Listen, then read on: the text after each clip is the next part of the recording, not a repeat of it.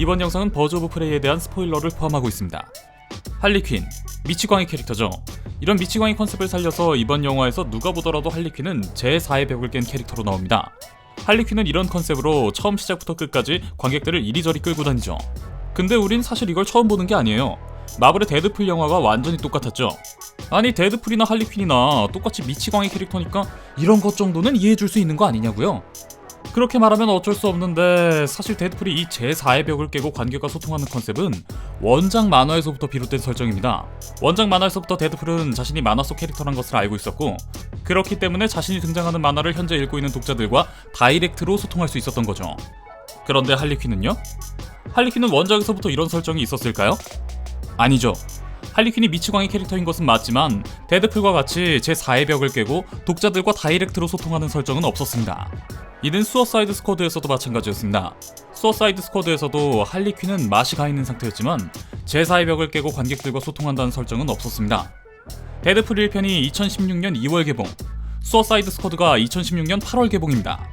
이때는 서로 제작 시기가 겹쳐 베낄 수도 없지만 버즈 오브 프레이 때는 다르죠. 데드풀 1편에 이어 2018년 5월에 개봉한 데드풀 2에서도 역시 데드풀의 이 제4의 벽을 깬 설정은 큰 사랑을 받았습니다. 수어사이드 스쿼드에서는 제4의 벽을 깬 캐릭터가 아니었는데 할리퀸이 갑자기 이런 캐릭터로 등장한 건 할리퀸 측이 데드풀 1, 2편의 성공을 보고 데드풀도 미치광이 캐릭터고 할리퀸도 미치광이 캐릭터니까 우리도 이거 똑같이 따라해보자 라고 마음먹은 걸로밖에 볼 수 없는 부분이죠. 똑같은 히어로물 코믹스 기반이고 제4의 벽을 깬 컨셉인데 데드풀을 전혀 참고하지 않았다라고 한다면 그건 거짓말이겠죠. 아마도 데드풀 3편 정도에서 이 버즈 오브 프레이가 컨셉을 따라한 걸 조롱하는 대사 한 줄 정도 나오지 않을까 싶네요. 근데 이 제4의 벽을 깬 거 모방은 사실 영화를 본 누구나 단번에 알 수 있는 부분이에요. 근데 이 할리퀸의 제4의 벽을 깬 것 말고도 이 영화 버즈 오브 프레이가 마블의 데드풀을 베낀 부분이 있습니다. 바로 미치광이 캐릭터와 조연 캐릭터의 관계, 그리고 그 관계를 정의내리는 주요 대사인데요. 특히나 이 대사는 완전 데드풀2에서 그대로 가져온 게 아닌가 싶을 정도입니다. 함께 보시죠. 데드풀2에는 러셀이라는 방황하는 아이가 나옵니다. 어른들에게 반항하고 제법 살집이 있는 아이로 나와요. 데드풀 자체가 PC주의를 많이 녹여내고 있기 때문에 이 캐릭터 역시 버즈 오브 프레이의 카산드라와 같은 목적으로 만들어진 캐릭터라고 볼 수 있는데요. 자, 데드풀은 엑스맨과의 약속을 지키기 위해 이 반항아 러셀이란 녀석을 잡으려 합니다. 처음에 러셀은 데드풀에게 별 상관도 없는 아무것도 아닌 존재였어요. 둘은 함께하게 되고 데드풀이 반항아 러셀이 처음에는 썩 마음에 들지 않았지만 이 녀석이 그렇게 나쁜 녀석은 아니라는 걸 알게 되고 점점 이 녀석이 편해지죠. 데드풀은 이 러셀의 멘토가 됩니다. 그리고 이 녀석을 지키려 하죠. 이때 데드풀의 머릿속에 울려 퍼지는 대사. Kids give us a chance to be better than we used to be. The kid. 자, 이걸 그대로 버즈 오브 프레이로 옮겨볼까요? 할리퀸은 블랙마스크와의 약속을 지키기 위해 카산드라를 잡으려 합니다.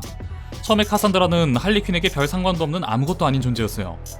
둘은 함께하게 되고 할리퀸은 이 반항아 카산드라가 처음에는 썩 마음에 들지 않았지만 이 녀석이 그렇게 나쁜 녀석은 아니라는 걸 알게 되고 점점 이 녀석이 편해지죠. 할리퀸은 이 카산드라의 멘토가 됩니다. 그리고 이 녀석을 지키려 하죠. 이때의 할리퀸이 하는 대사. 너는 날 덜 나쁜 사람으로 만들어. 자, 이 정도면 거의 복사 붙여넣기 한 거 아니냐는 소리 들어도 할 말 없는 수준이죠. 쿠키 영상이라고 하긴 뭐하지만 여튼 쿠키 역시 마찬가지입니다. 쿠키 영상을 끝까지 기다린 사람들에 대한 귀여운 조롱성 멘트. 이거 우리 이미 MCU의 스파이더맨 홈커밍에서 본 캡틴 아메리카 쿠키 재탕이잖아요.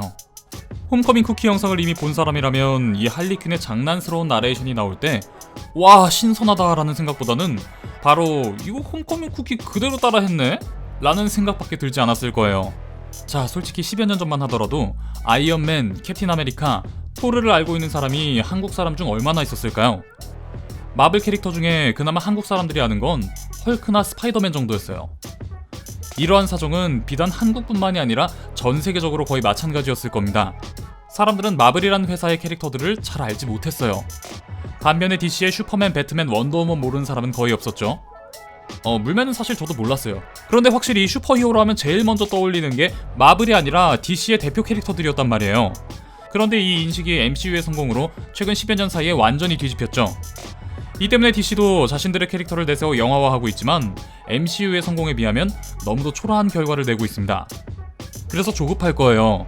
어떻게든 마블을 따라잡기 위해 노력을 하고 있는데 그 따라잡으려는 노력이 그대로 따라하는 것이 되면 안 되는 거죠. DC 작품들이 모두 망한 건 아니잖아요. 원더우먼이나 물맨, 그리고 최근에 조커까지.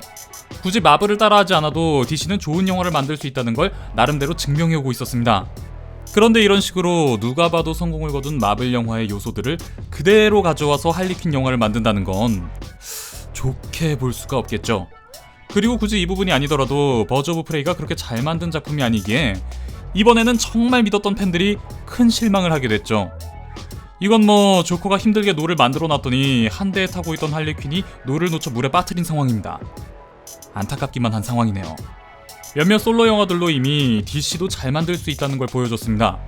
너무 조바심 내지 말고 성공한 마블을 그대로 흉내내서 뭘 하려기보다는 DC만의 것들로 솔로 무비들을 많이 만들어 빌드업을 충분히 한 후에 팀업 무비를 하는 게 어떨까 하는 생각을 해보게 되네요. 아니 오죽하면 뭉치면 죽고 흩어지면 산다란 말이 있겠어요. 언젠가 어벤져스 엔드게임 못지않은 평가를 받는 DC의 팀업 무비가 세상에 나오리라 믿고 기다리겠습니다. 그럼 지금까지 미노타우루스였습니다.